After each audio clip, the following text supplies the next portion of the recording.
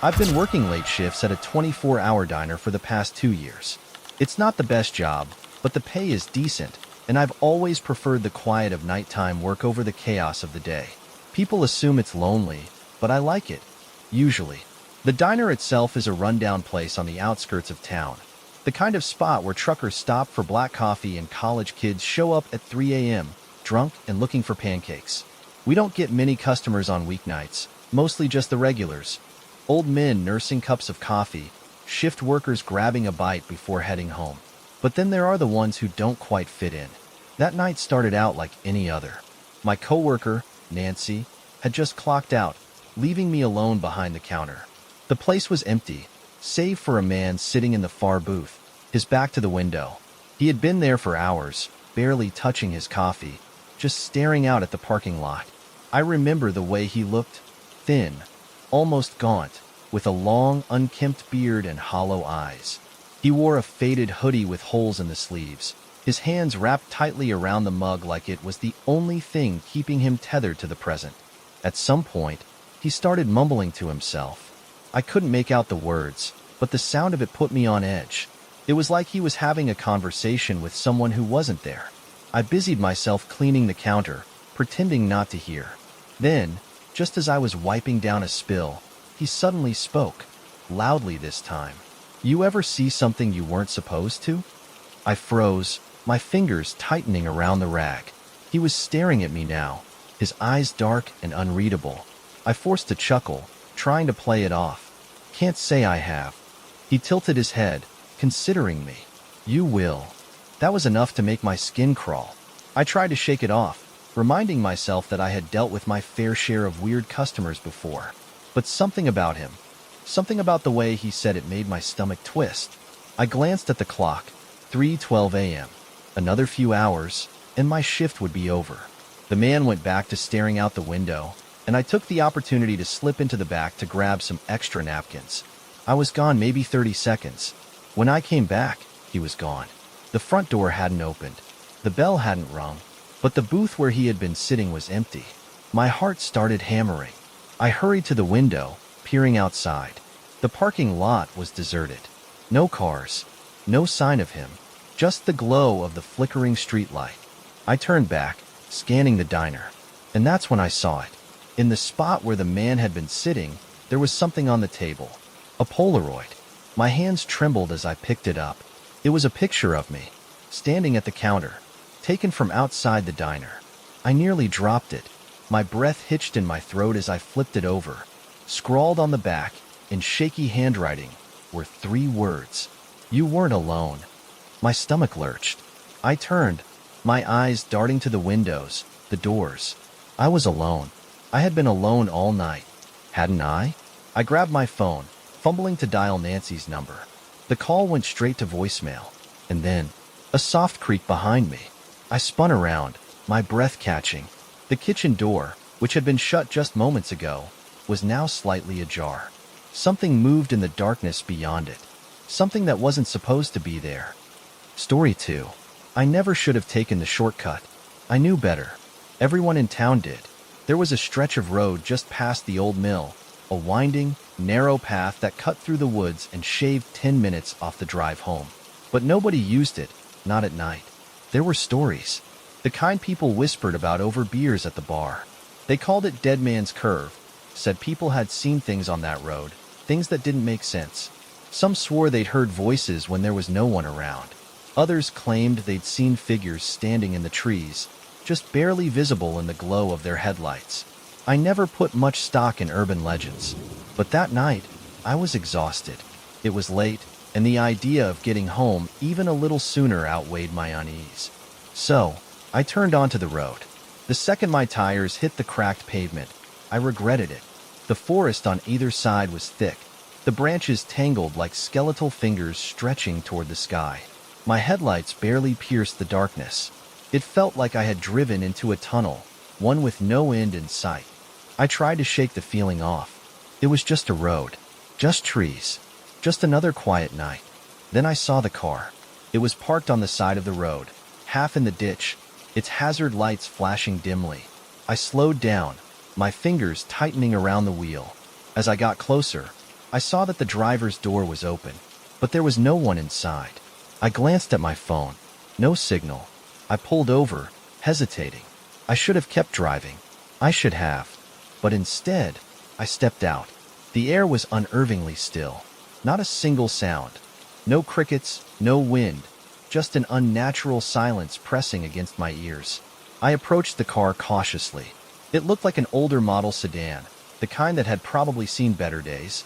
There were deep scratches along the side, like something had raked across the metal. The front windshield was cracked, a webbed pattern that spread from the center like something had hit it. I peered inside. The keys were still in the ignition. A purse was sitting in the passenger seat.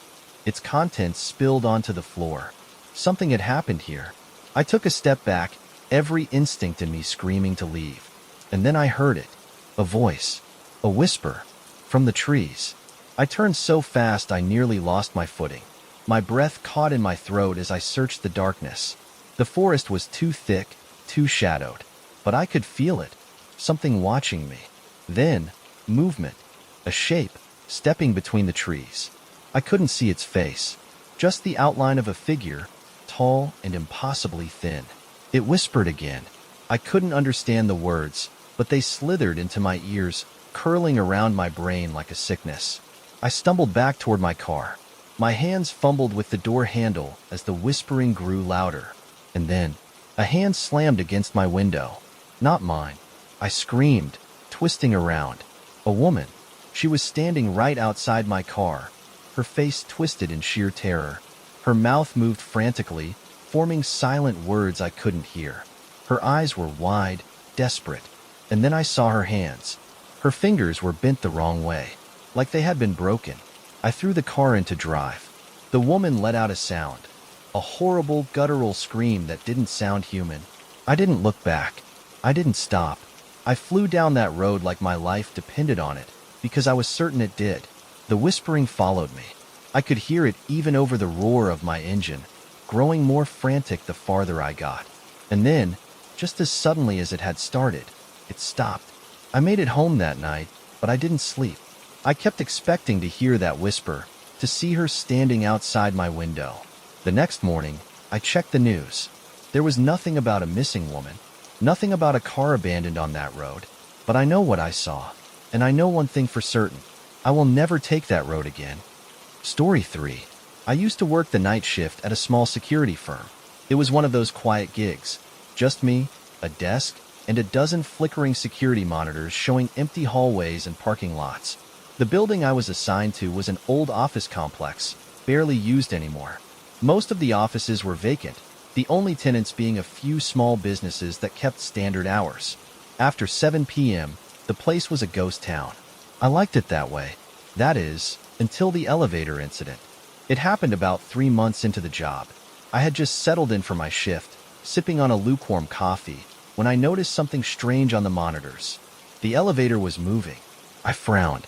Nobody should have been there. The last employees had left hours ago, and I hadn't seen anyone enter the building since. But the screen clearly showed the elevator rising floor by floor. Ding, ding, ding. I leaned closer. The small red light above the door indicated it had stopped on the 4th floor. I switched the feed to that hallway camera, expecting to see, I don't know, maybe a lost janitor? A straggler who had stayed late? But when the doors slid open, nothing. Nobody stepped out. The elevator doors just stood open, revealing an empty car. My stomach twisted. I waited, breath held, watching the screen. But after a few seconds, the doors slid shut again. Then, ding, ding, ding. The elevator descended. My hand hovered over the radio, debating whether I should call my supervisor. Maybe it was a mechanical issue, a glitch in the system, but something about it felt wrong. The elevator stopped again, this time on the ground floor. I switched to the lobby camera. The doors slid open. Again, no one stepped out. I stared, frozen, and then the motion detector by the lobby entrance lit up. A cold dread spread through me. The system only activated when it sensed movement, but there was nothing there. My fingers trembled as I reached for the radio, but just as I pressed the button, the elevator moved again. Back up. Ding, ding, ding. Straight to the 4th floor.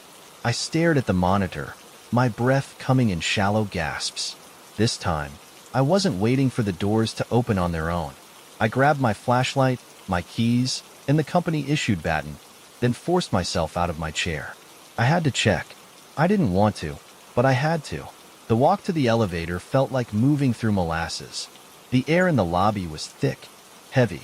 The building had always been silent, but now it was oppressive, like the walls themselves were listening.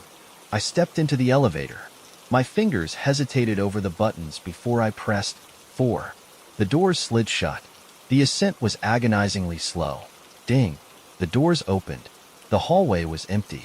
At first, I stepped out cautiously, my flashlight beam slicing through the dimly lit corridor. The overhead lights flickered, casting eerie shadows that seemed to stretch and distort as I moved. I checked the offices, one by one. All locked, all empty. I was about to turn back when I noticed something that shouldn't have been there. At the far end of the hallway, a single door was open. Just a crack. I swallowed hard. That office had been vacant for months. I lifted my flashlight, shining it toward the gap. Something moved inside. A shadow. I took a step back, my pulse hammering. My radio crackled to life on my belt. A burst of static. Then, a voice. Low, whispering, but not coming from my radio. Coming from inside the office. I turned and ran. I slammed the elevator button, jabbing it over and over, my entire body shaking. The whispering grew louder. And then, just as the doors began to close, a hand, a pale, gnarled hand shot into view, reaching toward me from the darkness inside that office. The doors shut just in time. I hit the ground floor and sprinted straight to my car. I didn't even bother clocking out. The next morning, I quit. I never found out what was in that office. And I never, ever took the elevator again. Story 4. I was 10 years old when my parents bought the house. It was an old, creaky thing, 2 stories with a basement, surrounded by dense woods on the edge of town. My mom loved the place immediately. So much character, she had said, running her hands over the wooden banisters. I hated it from the start. It wasn't the way it looked, though the peeling wallpaper and sagging floors didn't help. No, it was something else. Something I felt the moment I stepped inside. A heaviness. A sense that we weren't alone. Of course, I told my parents. And of course, they brushed it off. New houses always feel strange at first, Dad had said. You'll get used to it. I never did. It started with the voices. At night, after my parents had gone to bed, I would hear them. Whispers coming from the vents, drifting through the walls. They weren't loud, barely more than a breath, but they were there. And they were talking about me. I couldn't make out the words, but I knew. I just knew. Some nights, I'd lie in bed, holding my breath, hoping it would stop. But the whispers would continue, hissing, murmuring, just on the edge of understanding. Then, things started to move. Toys I knew I had put away would end up scattered across the floor. Books would slide off shelves without reason. One night, I woke up to find my closet door wide open. I had closed it before bed. I always closed it. But the worst part, the part that still haunts me to this day, was the basement. We weren't allowed down there. My parents kept it locked, saying it was unfinished, dangerous. But sometimes, at night, I would hear it. A low knocking, coming from the other side of the basement door. 3 knocks. Always 3. Like something was waiting. Like something wanted to be let out. I told my mom. She laughed it off, said it was just the house settling. But one night, after I had heard the knocking again, I saw her standing outside my room. She wasn't asleep. She was standing there, perfectly still, staring at the basement door. Her face was pale. Her hands were shaking. She knew. We never spoke about it. Then, one night, I woke up to the sound of footsteps, heavy ones, moving slowly down the hall. My parents' room was at the other end of the house. It wasn't them. I pulled the covers over my head, my heart pounding. The footsteps stopped, right outside my door. And then, knock, knock, knock. I couldn't breathe. I couldn't move. I just lay there, frozen, listening to the silence stretch on and on. Finally, after what felt like hours, I worked up the courage to peek over the covers. The door was open. I hadn't heard it open. I hadn't seen it move. But it was open, and in the darkness beyond it, something was standing there, tall, thin, its head almost scraping the ceiling. I couldn't see its face, just its hands, long, pale fingers wrapped around the edge of the door. It stood there for what felt like an eternity. Then, slowly, it turned and walked toward the basement door. It disappeared into the darkness, and the door shut behind it. The next morning, my parents told me we were moving. They wouldn't tell me why. They wouldn't talk about the house. To this day, they refuse to acknowledge it. But sometimes I wonder, does the new family hear the whispers? Do they wake up to the sound of footsteps in the hall? And when the house is quiet, do they hear the knocks? Story 5. I used to deliver newspapers when I was a kid. It wasn't the best job, especially at 4 in the morning, but it put money in my pocket, and I liked the quiet. Most of the time, it was just me, my bike, and the empty streets. But there was one house I dreaded.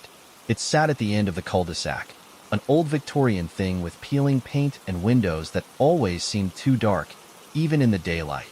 Nobody ever came in or out. No cars in the driveway. No lights on at night. But someone lived there.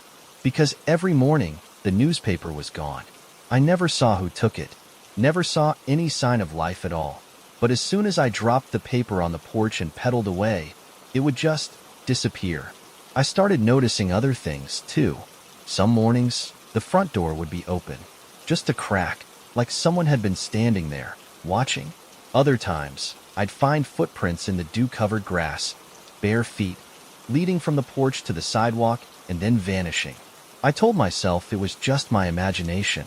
Then, one night, I learned the truth. It was late, way past my bedtime, but I couldn't sleep. I kept thinking about that house, about how strange it was. So I made a plan. I was going to deliver the paper, then hide and watch. See who or what was taking it. The next morning, I got up even earlier than usual. I crept out of my house, paper in hand, and biked to the end of the cul-de-sac. The air was wrong that morning. Heavy. Still, I placed the newspaper on the porch like always. Then, I ditched my bike and hid behind the neighbor's hedge, my breath shallow. I waited. The street was dead silent. Not even the wind was blowing. And then, the door creaked open. A figure stepped out. I clapped a hand over my mouth to keep from gasping. It was a woman, tall and thin, wearing a nightgown that hung off her like damp paper. Her hair was long and wet, like she had just stepped out of a bath. But her skin was gray. She bent down, slowly, her bones creaking with the motion, and picked up the newspaper. And then, she turned, looked right at me. Her eyes, they were just holes. Black, empty voids where her eyes should have been. I stumbled backward, my heart slamming against my ribs. She smiled, a slow, unnatural stretch of lips revealing too many teeth. And then, she stepped backward into the house, her body moving like a puppet on invisible strings. The door swung shut. I ran. I didn't stop running until I was back home, locking every door behind me. I quit my paper route that day. A week later, the house burned down. No cause. No investigation. It was like the universe had just erased it. But sometimes, when I walk past that empty lot, I swear I still see footprints in the grass.